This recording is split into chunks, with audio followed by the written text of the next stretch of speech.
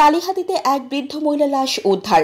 টাঙ্গাইলের কালিহাতীতে পার্কি ইউনিয়নের আউলিয়াবাদ মাঝিপাড়া থেকে এক বৃদ্ধ মহিলা লাশ উদ্ধার করেছে পুলিশ।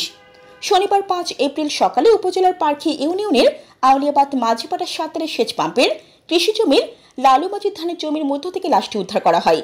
লাশটি উপজেলার পার্কি ইউনিয়নের আউলিয়াবাদ মাঝিপাড়া গ্রামের মৃত চামের স্ত্রী ফয়জুল নেসা লেবুর। নিহতের মেয়ে কদবানু, হাসিনা ও শম্পা জানান, আমার মা নফল রোজা রাখার কথা ছিল, এজন্য আমি গত রাতে 3টার সময় মাকে ডাকতে গেলে তখন মা ঘুমিয়েছিল। 3টার সময় মারে ডাকতেছি, মা উঠা থাকবো, তাহলে উঠো না তুমি উঠো না খেয়ে উঠো নাই দেখে আমি আগ বেড়ে ফুটছি, আর কিছুই বাস পাই নাই। বাস পালে তেমন খারই দাঁড়াই। তারপরে আবার কি দেখলেন?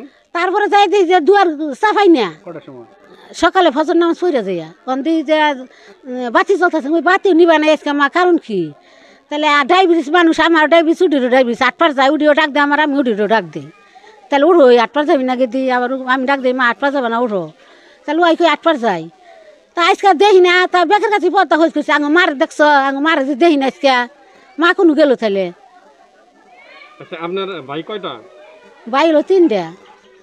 ভাইয়েরা কোথায় থাকে? এক ভাই বিদেশ থাকে আর 2 ভাই দেশে, ছোটটা আর বড়টা। ওই বাড়িতে আমার ভাই ফেসে গেছে, ছোটটা তো হসুর বাড়ি গেছে গা কালকে হসুর বাড়ি গেছে গা। ভাই দেখাই মা আইসি না, ভাইয়ের ছেলে ছোট বহে হগলে 8-এ। কি মনে হচ্ছে এটাতে, কি মনে হচ্ছে মূলত? আমি চিন্তা তো পারি না, আঙ্গো মনে সন্দেহ নাই গো, মাইসে মারছে, এরা সন্দেহ হয় না মনে। আঙ্গো মার তো শত্রু আছে, আঙ্গো মার জেনু গেছে, হেনুই খাইছে, জেনু পিন্দিছে, হেনুই যে বাবার কাছে হেনুই বইছে, কইছি যে তুমি জেনু যাই হেনুই তোমার খাবার দাও। ওরে মা, আমরা তো জানি না, আজকে সকালে ভাই বুড়তে ফোন দিছে, ফুবু আঙ্গ বুড়ে পাই না, আঙ্গো কিবা কথা পাস না। তাহলে কইছি যে আমার মা নাই কে। আবার ফজরের নামাজের পরে মাকে ডাকতে গেলে তখন দেখি ঘরের দরজা জানালা বন্ধ। তারপরে সবাইকে জানালে সবাই এদিকে সেদিকে খোঁজাখুঁজি করি। নিহতের বড় ভাই ঘাটাইল উপজেলার কদমতলী গ্রামের আব্দুল মালিক জানান, আমার ছোট বোন সহজ সরল, তার কোনো শত্রু নেই। আমার আপন বোন, আমি কদমতলী থেকে আসছি। জি জি, মানে কি জানতে পারছেন যে কি ঘটছে? এটা তো কিছু জানতে পারলাম না এখন পর্যন্ত। আমি শুনলাম যে তারা ধান খেতে খোঁজ করছে, এখান থেকে শেষ নিয়েছে, এভাবে তারা অনুসন্ধান করে পাইছে, এতটুকু জানি আমি। ওই আমি আনতে গেছি কাপড় চোপড় নিয়ে, তো যা দেখি যে কান্দে রক্ত বেরিয়েছে, আর গলায় অন্যের একটা মোটা চেনা ছিল, আগে যে মালয়েশিয়া থেকে আনতে ওই মোটা সাইজগুলো ওইগুলা, আর কানের দোলা ছিল সুন্দর। তো প্রকৃত মনে হচ্ছে এই কারণে যে আপনার গয়নার কারণে এই মৃত্যুটা সংঘটিত হয়েছে। পুলিশ ও স্থানীয় সূত্রে জানা যায়, উপজেলার পার্কি ইউনিয়নের আউলিয়াবাদ মাঝিপাড়া ফয়জুল নেসা লেবু এক বিধবা বৃদ্ধ মহিলাকে শনিবার শেষ রাতের কোনো এক সময় তাকে হত্যা করে বোরোধান ক্ষেতের মাঝখানে ফেলে রেখেছে। ওই দিন ভোরে সেচ পাম্পের মালিক ও ড্রাইভার সাত্তার মিয়া কৃষি জমি দেখতে গিয়ে তার মৃতদেহ পড়ে দেখে। নিহতের পরিবারকে জানালে তারা পুলিশকে খবর দেয়।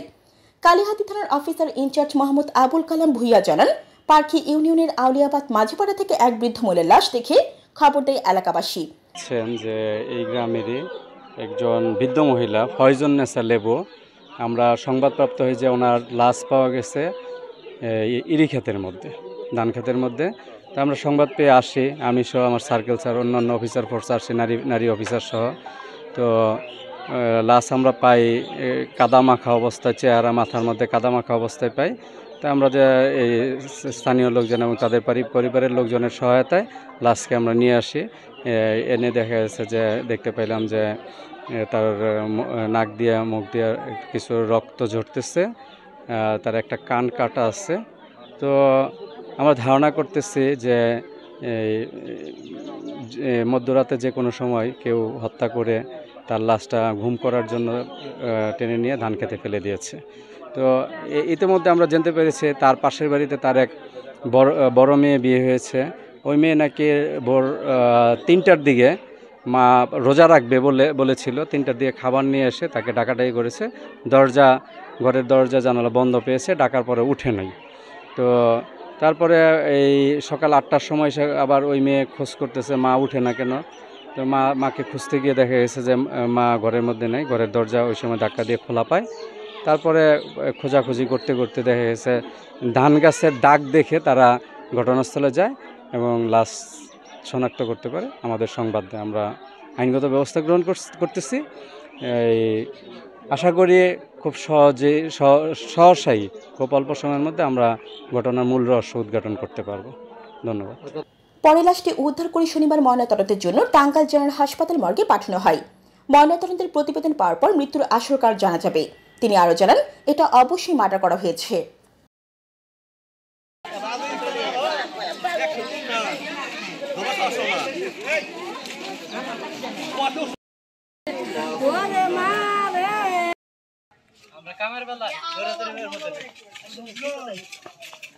একটা মানুষ একটা মানুষ নেই ধরবেন নাকি?